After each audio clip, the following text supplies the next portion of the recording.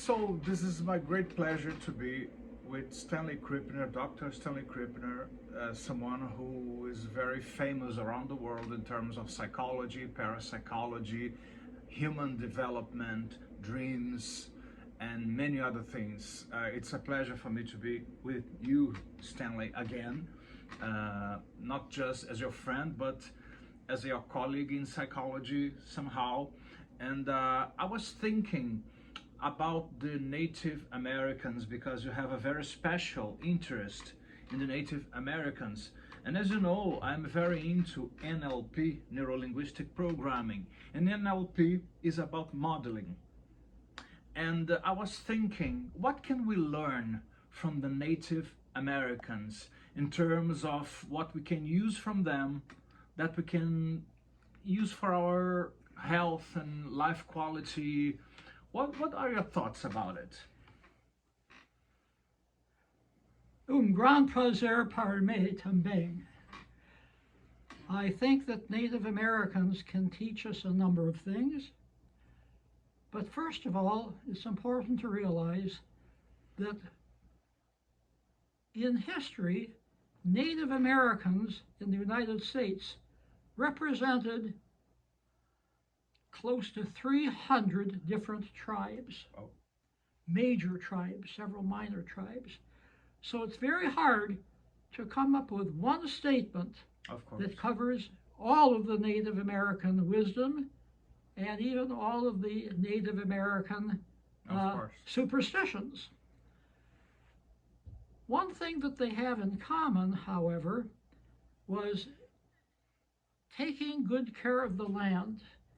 And when we were in Muir Woods, you saw how important it is to preserve and conserve that beautiful area of forest and wooded material right here in California.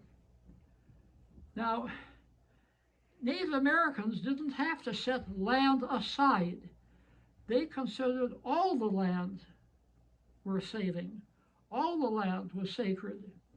And when they planned for the future and the future care of the land, they often said, we have to plan not only for us and our children, but to future generations, 5, 6, even 7 generations in the future.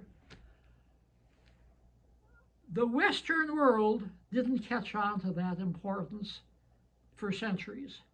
Now, finally, there is some awareness of taking care of the environment. I think that Native Americans also made sure that they got the most benefit from the land possible, and so they had crop rotation. And even before this was known in Europe, they were rotating crops and knew how to put nutrition back into the soil after taking nutrition out of the soil. They were also very adept in taking care of the animals, birds, fish, reptiles, you name it. They were our relations, as Native Americans put it. They have a term, all our relations. That means our family, our tribe, other human beings, and then, as they said, creatures who walk on all fours, creatures who move on their stomach, creatures who fly through the sky, creatures who swim in the ocean. All of those are our relations. It's a very systemic approach. Yes, it is. And they knew it for a long time. They did, that's true. One thing about NLP that I like is, as you say, it's a very systemic approach. They see the entire system of a person and a person's capabilities and how that person's work interacts with the environment and with other people. Very important in neuro-linguistic programming as well. So there's a lot of wisdom out there that is finally being appreciated much more than it was in the past. And our visit to Muir Woods was an example of that. Muir Woods was named after an American naturalist, John Muir, who went around trying to save the environment, planting trees and taking care of the vegetation. He was a real pioneer. And then Theodore Roosevelt, who was a president of the United States, was the first president to establish national parks. And a cousin of his, Franklin Roosevelt, some decades later, was the one who designated Muir Woods as a national monument. Oh, that's wonderful. So finally, Muir Woods was given the respect that Native Americans had been giving it for centuries. And we were the ones that benefit from it. Other tourists benefit from it. People who live in the area can visit it, have picnics there, can even camp there, can drive through. It's a wonderful treasure. And it's something where Native Americans, or First People as the Canadians call them, were way ahead of the cycle in terms of what they knew from millennia in the past. You said there are different kind of tribes among Native American, more than 300. Oh, yes. But when we think about challenges and how to win challenges, how to go over things that bother, and I know that they are very different from each other, but what can we learn with Native Americans in general in terms of attitude towards life, toward the challenges of life? Can we learn or adapt something? Yes, I'd be happy to give you some examples of that. Native Americans had their own medicine, of course. A lot of herbs, a lot of medicines from roots, from plants of trees, from animals, other creatures. And when the Europeans came, they thought all of that was complete nonsense, superstition. The Rappahannock tribe in the East Coast had a very well-developed pharmacopoeia, systems of ailments and medicines. In recent years, their medicines have been compared to the medicines that the Europeans brought, and the Rappahannock medicines actually had a better score of helping people than the European medicines of that era. Of course. So one cannot simply say, well, the Native American medicines work because of the placebo effect. Well, the same thing could be said of Western medicines too. Placebo effect is very important. But the Native American medicines did seem to go somewhat beyond that in terms of inherent properties. I think another advantage of Native American thinking was, and again, the tribes differed from time to time and place to place, but they were much more likely to be patient, to take things easy, and to, in English, we say, go with the flow. Mm-hmm. Well, Native Americans were going with the flow centuries before the Europeans arrived. Now, there were some differences.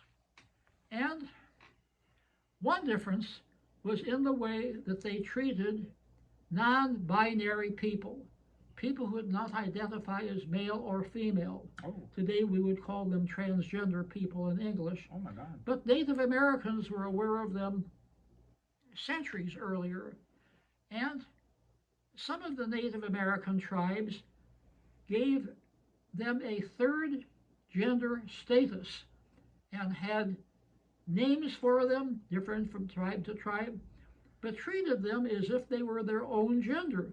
And sometimes they would even marry somebody of their own gender, and that was fine with the tribe. Now, there were some tribes that were not happy with that were much more binary. From our current vantage point, we take a look at these two groups of tribes, And the group that was much more open in terms of gender flexibility were more peaceful, less violence, more cooperation than the more dogmatic tribes that did not accept third gender people. So this is a good example of how tribes differed and how the tribes were not the same, because the outcome of the more broad-minded tribes was more peace and love and friendship than the more dogmatic tribes, which were much more likely to be aggressive and fighters and engage in warfare. I see. That's very nice.